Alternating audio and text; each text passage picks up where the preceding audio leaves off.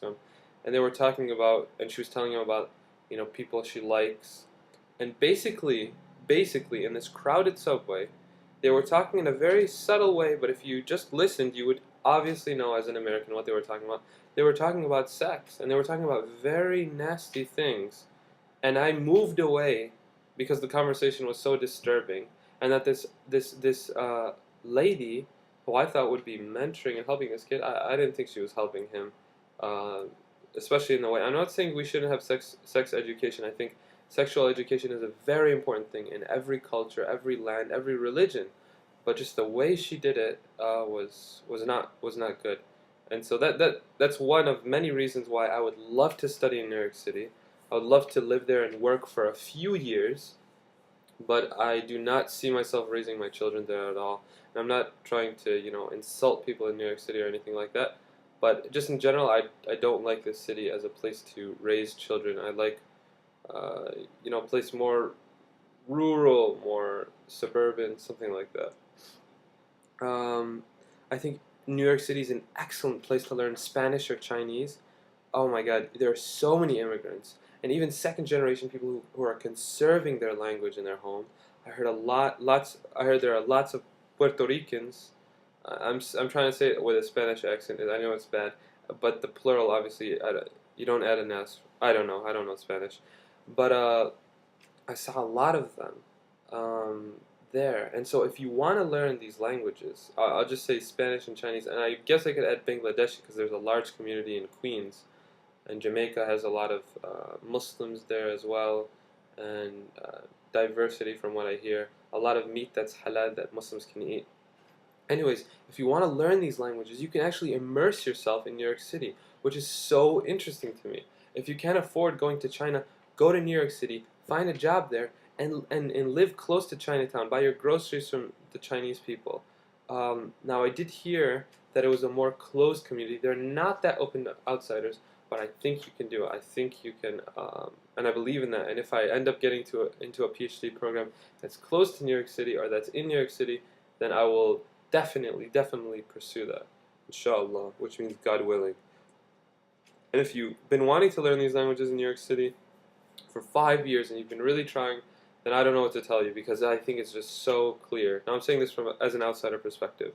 Columbia University was beautiful. I went there. It's in northwest Manhattan. Now, granted, people in New York don't think in terms of north, south, east, west, which is so interesting because people in Michigan always like, yeah, go north on this street, west on this street, and even though the number system is so clear, so if I said north, that just means are the street numbers getting higher or lower? I mean, just higher. That's what I mean. When I asked people directions, they wouldn't understand. So I would look at the street we're on, and I would just pick a number that's just 10 lower or 10 higher, or for the avenues, two lower or two higher, and then they would be like, oh, that's that way. So it's really interesting that how they think, their frame of mind and their frame of reference in terms of direction is different. So again, Columbia University was beautiful. I loved the place. I didn't go in. I just went to get a feel for the area. They had a lot of seminaries around there, and they had Sakura Park, which was beautiful as well. I loved it. It's a little elevated, and I sat on a bench there, and I just looked, and there was this really beautiful church. It was huge, and I liked it. I went driving through Harlem. Now, granted, I only spent 2 days there. I got there on Friday after Friday prayer, so around 6, 7, we'll say 7 p.m. on Friday. According to the date on this video, it was the Friday before that. And then I stayed there Saturday, and then Sunday at about 12 or 12 p.m. I caught the 12 p.m. bus, Fanghua bus. They leave every hour, except some days they leave every half hour. I caught the 12 o'clock back to Boston. So again, we drove through Harlem. I drove there on a bus. It was sorry, it was really really interesting, really different culture. You see different races. I was on Martin Luther King, and we went by Malcolm X Boulevard. But it was raining, so I just stayed in the bus. I didn't get out, but it was interesting. You see a clear change, and I started to think of the Harlem Renaissance and the flowering of this.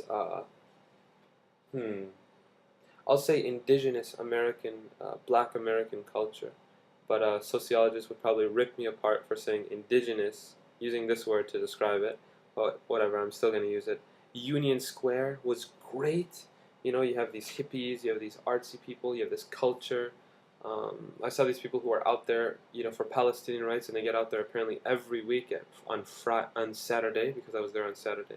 So it's interesting. You see people arguing and talking about politics, about culture. You see lots of organic things, and it was just really cool. It was really cool. We went to Times Square. It was great. It was great. I went to the M&M store, and they apparently have these new M&Ms that have pretzels inside. So I ate them. They were good, but I don't think it's gonna work. It's not something that I think is gonna last. So you have all these stores, you have all these colors, you have all these signs. I didn't go there at night. Maybe it would have been better. It was very crowded, but still I felt comfortable there. I felt this calm. Now there was, I mean, just again a thing when you have this big city. I walked past, we were just walking, I was looking around, you know, I'm a tourist and stuff. I didn't notice this, but after walking across, you know, my friend looked back and he was like, "Oh my God." And I said, "What?" And he's like, "There is a lady who's not wearing any clothes, she's completely naked, and she's playing a guitar in the street." I was like, "Oh my God." Now I didn't look back, I didn't see her, but I believe him, of course. Um, and an old lady who was next to us was started to laugh. And so, you know, the fact that you see this stuff in the middle of the street. Now, when we went back after like an hour, she wasn't there or anything. I'm guessing the police took her away. The police also cleared some street performers. So, but they can only do so much. And it's interesting how the cops in Times Square make sure the cars go. And this is the first time I see this in a place where instead of the police trying to make sure that the pedestrians have rights, like in Syria when you want to cross, you're like, "Please help me cross," and they stop the flow of traffic so you can cross. Well, here they stop the flow of pedestrians so the cars can cross because there are just so much people they take over. It's kind of an interesting concept when you have a lot of people and they're all working together. They can really accomplish things and they can really change things. Um, People ask for money with stories, just like Egypt. They stop you, "Hey, hey, hey," you know, if you look like an outsider. But still, it was quieter than Egypt. I went to a nice little masjid. I don't know anything about it. It was just there. My friend, we wanted to pray Maghrib, I think it was the Maghrib prayer, or Asr. I can't. No, it was Maghrib because we had dinner afterwards. And then there's this famous gyro place.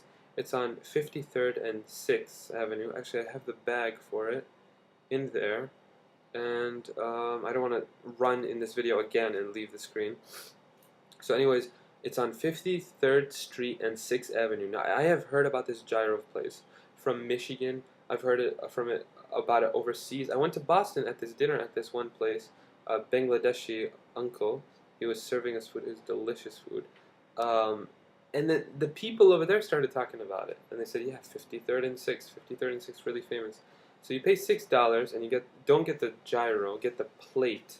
And it basically has your gyro meat, beef and chicken, and I can't remember if it has rice or not. They put some pita bread, they cut it off. You spray that with, you know, you could put mayonnaise or ranch and barbecue sauce. Their hot sauce is very hot though. It's very hot. A lot of people can handle it. It says hot like 3 times. And it's so famous and so well known that it's usually, the line is a block. We waited like approximately a block, and sometimes it's around the block.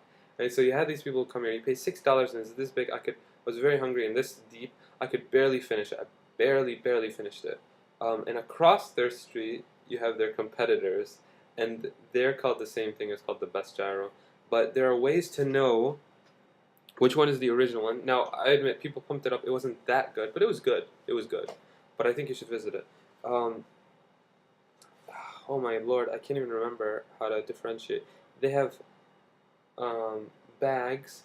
They have yellow bags. Okay, well, I don't have the bags with me. But basically, they have yellow bags. It says the best, the original. Just go to the one with the longer line. That's how you'll know. And it was the one that was on the other side, farther away from Central Park. So we ate dinner in Central Park, even though it was at night and, you know, you hear all these things, but we didn't really go in deeply. It's a beautiful park. It's really nice. And I saw a lot of people running there and acting normal.